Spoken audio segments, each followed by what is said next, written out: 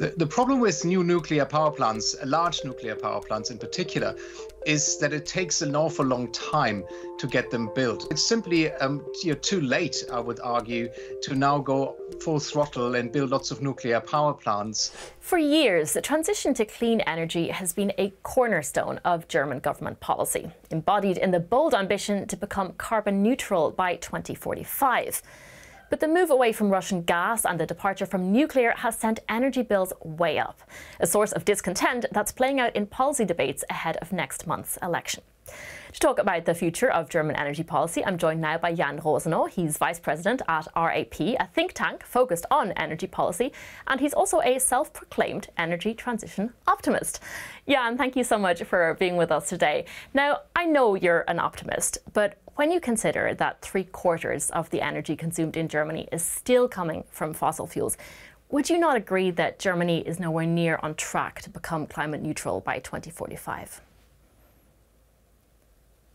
Yeah, we have a lot of work to do in Germany, right? I mean, the gap between where we currently are and where we need to be in 2030 or even 2050 is vast. And it's going to take a tremendous effort to bridge that gap. There's no doubt. But why do I call myself an energy transition optimist? It is because where we were 30 years ago, we barely saw renewables making any contribution to energy consumption in Germany. And now we're actually in a situation where more than half of the electricity in Germany already comes from renewables. The main challenge is going to be industry, buildings, and transport, because there the share of renewables is still quite low. One thing that really strikes me is that Germany has made huge strides in developing renewable energy, but it still is so dependent on imports, significantly more so than the average EU member. Why do you think this expanded production of renewables hasn't translated into less dependence on fossil fuels from other countries? The main reason why we still see so many imports going into Germany, especially when you look at fossil gas that used to come from Russia primarily, but now comes from other jurisdictions, is that Germany doesn't have a lot of domestic production of fossil fuels. Other than coal, I mean, lignite is still a fuel used very widely in electricity generation. Germany doesn't really have vast resources, and that's why Germany has become so dependent on imports. And why have renewables not made a bigger dent with that? The main reason for that is that renewables primarily have replaced fossil fuels in the electricity sector, but not so much in the other sectors. And that is because the technologies that have been used and still are being used in Germany in those other sectors rely on burning fuels. And we have to start replacing those technologies with electrification, for example. So electric vehicles, for example, allow us to use renewable electricity, or heat pumps in industry or in buildings allow us to do the same thing. So that is going to be the next challenge, to electrify a lot of these end-use sectors that currently burn fuels.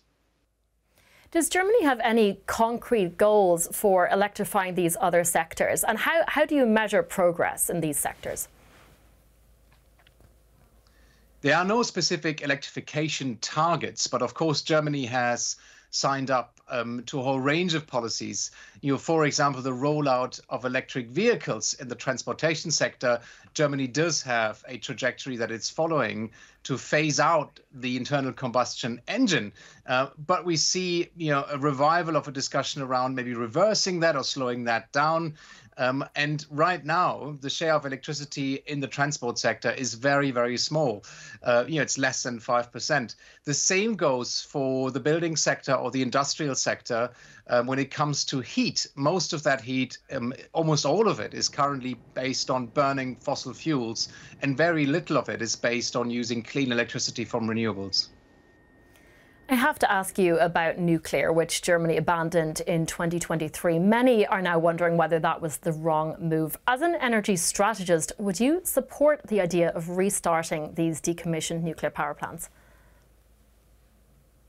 The problem with new nuclear power plants, large nuclear power plants in particular, is that it takes an awful long time to get them built. So even if the new government that we will probably see in Germany in the next few months emerging, commits to restarting nuclear, it's not going to be until before the mid-2030s or the late 2030s that we're going to see the first plant actually being operating and providing electricity. And that's simply because we know that new nuclear plants take at least 10 years or more in Europe. We know that from recent projects in the UK, in France, also in Finland, where every single time these projects are over budget and also take a lot longer to build than expected. So the contribution nuclear could make to electricity generation wouldn't be before the mid-2030s, perhaps later. And already at that time, the German government would like to see electricity decarbonized. So it's simply too late, I would argue, to now go full throttle and build lots of nuclear power plants.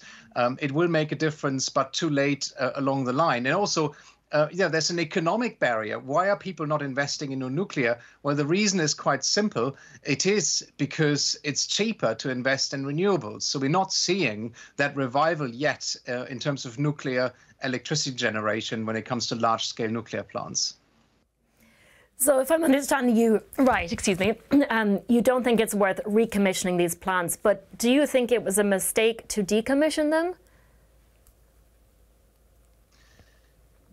I think the pickle Germany got itself in was to keep the coal plants running whilst decommissioning nuclear. And my view, and the view of many others, is that it would have been a better sequence to first phase out fossil fuel generators and then worry about nuclear later. I think the order in which this is done was probably misguided. And that is one of the reasons why the German electricity mix is still quite dirty compared to some of its European peers. When we look at other countries, for example, the UK, where I live, coal used to contribute 70% to electricity in the 1980s. It's now 0%. The last coal power plant has been taken offline, and electricity is a lot cleaner here in the UK than in Germany because of that. So I think that was one of the mistakes made in the German Energiewende, in the energy transition, to keep coal plants running and phase out nuclear. But that can't be reversed easily now. There are lots of obstacles. So I don't think it's actually very useful to dwell on that too much, because we got to look ahead and see what we do next from this situation that we find ourselves in. Okay, so what do we do next? I think we know all the solutions already. We don't need new technologies. We actually know what to do. The main challenge that I see in Germany is that the grid is massively underinvested. We need to expand that significantly. I mean, the problem everybody is well aware of is that we have a lot of wind generation in the north, but we have consumption in the south, and the grid is currently not ready to cope with a significant ramp up in renewable generation and electrification at the scale needed to meet those climate targets. So that is one of the key areas where we got to see a lot more investment.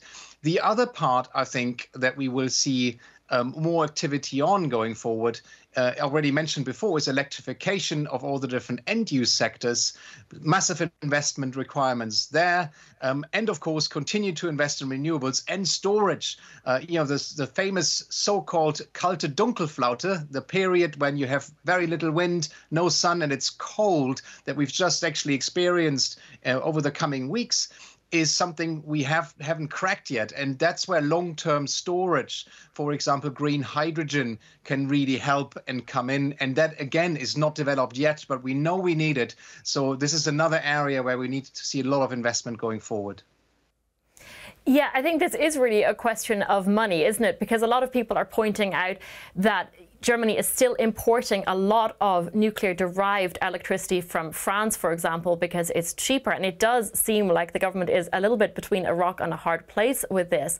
I want to talk about the move away from Russian gas as well, because that's something that Germany did receive a lot of praise for, the speed at which it managed to find new energy sources. But it came at a big economic price, because some of Germany's most iconic companies are really struggling because of these high energy costs. How would you respond to the argument that Germany's energy policy is destroying its competitiveness?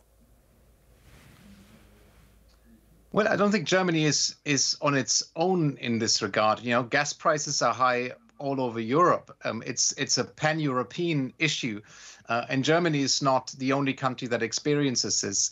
And the way out of the situation is clearly to diversify the fuel mix. And that's why the European Commission, for example, has really put a lot of emphasis on moving away from gas overall, reduce gas consumption, reduce fossil fuel consumption, and move towards other technologies like renewables. In the short term, of course, that doesn't help with the price pressure that German industry is experiencing. But going forward, I think it's very clear that we have to find a way of reinventing industry, especially in a country like Germany that's so heavily dependent on it, but do it in a way that does not depend on expensive and volatile fossil fuel imports. I want to talk about the uncertainty that Germany is experiencing right now, because a lot of people don't know whether they'll get state funding for the likes of heat pumps or solar panels in the future. What would you advise the country's next government to do to ensure that clean energy does not slip down the list of policy priorities? I think we're at a point in time where we see many countries around the world really making this one of the top agenda items in policy discussions. When you look at China, for example, the amount of policy attention that's being diverted to clean energy is vast, and China has become a real leader in this area because of that. So what I think we will need is a clear plan that really thinks through the different steps that are needed to reinvent the German economy, make it fit for purpose. So it's based on zero carbon fuels rather than expensive, volatile, carbon-intensive fossil fuels. That's going to take, I think, some courage from policymakers, but also clarity in explaining exactly what that means and what the steps need to be to achieve that. And public investment, especially for people who are on low incomes, perhaps, and don't have the funds available to buy an electric car or buy a heat pump. I think it's so important that we provide sufficient funding and support, especially for those households that need it the most. You have experience of a lot of different countries and what they're doing to combat climate change. One of the problems that Germany has is that it has these strict rules on taking on debt. Do you have any best case examples of countries that have managed to balance this economic argument and also to convince its people that this is an area that's worth investing in? I mean, a good example would be the Inflation Reduction Act that we've seen coming out of the US recently under the Biden administration. It remains to be seen how much of that survives under the Trump administration. But this was a vast multi-billion dollar investment in clean energy that was coming right from the top of the US government and has been, I think, supported by quite a broad coalition of actors in the US, and certainly has helped US industry to pivot towards clean energy technologies. So there are examples like that. I mentioned China before, where we have seen very similar initiatives of supporting industry in the clean energy sector. So there is definitely a blueprint from other countries we can learn from, and how to do it and how to do it well. I mean, the EU has tried to respond to the incentives in the Inflation Reduction Act with its own, Green Industrial Deal and so on. Is it your view that this is simply doesn't go far enough? So in Europe, in the European Union, of course, there are constraints how much the European Commission can do single-handedly compared to the federal government in the US. And that is simply the availability of funds that could be allocated for those kinds of initiatives. That is one of the restrictions. And the need to actually work with member states. A lot of the actual implementation happens not in Brussels, but it happens at the member state level. And there we have seen too often, I think, disagreement how exactly to do it, a lack of alignment, a lack of enforcement of pan-European policies. So that is a real drawback when you compare the European situation to the US. So it's a lot harder to replicate what the Americans have done in Europe for those reasons. But it doesn't mean that we shouldn't try, right? There's still a lot of opportunities, but it requires to build more of a consensus how to address this across Europe amongst the different players in Europe. And also a healthy dose of optimism, I think. Jan Rosenow, Europe Director at RAP, thank you so much for speaking with us.